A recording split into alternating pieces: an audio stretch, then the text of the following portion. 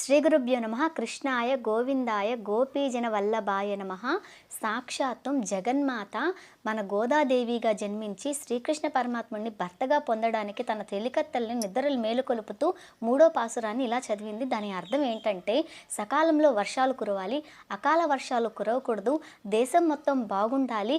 కృష్ణనామం ఎక్కడైతే ఉంటుందో ఆ కృష్ణనామ ప్రభావం వలన మాసానికి 3 మార్లు వర్షం కురిచి భూమి మొత్తం సస్యశ్యామలం అవుతుంది. దానివల్ల పాడి పంట అభివృద్ధి కలుగుతుంది. పాడి పంట బాగుంటే గడ్డి బాగుంటుంది. ఆ గడ్డి తిన్న గోవులు చక్కగా బలిష్టంగా ఉండి మంచి ఆరోగ్యకరమైన పాలనిస్తారు. పాడి పంట పశువులు అన్నీ బాగుండడం వలన ఐశ్వర్యం వస్తుంది, ఆరోగ్యాలు బాగుంటాయి అని దీని అర్థము.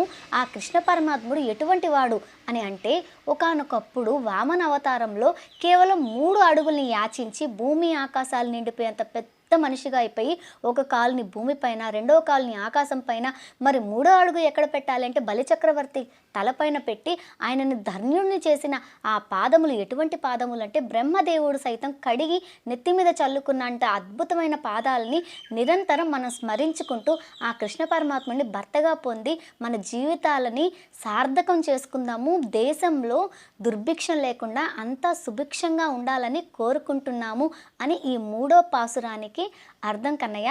బ్రహ్మాండమైన ధనుర్మాసాన్ని సద్వినియోగపరుచుకుందాము. రోజుకో పాసురానికి అర్థం తెలుసుకొని జీవితాన్ని చరితార్థం చేసుకుందాం. జై శ్రీరామ్ గోవింద.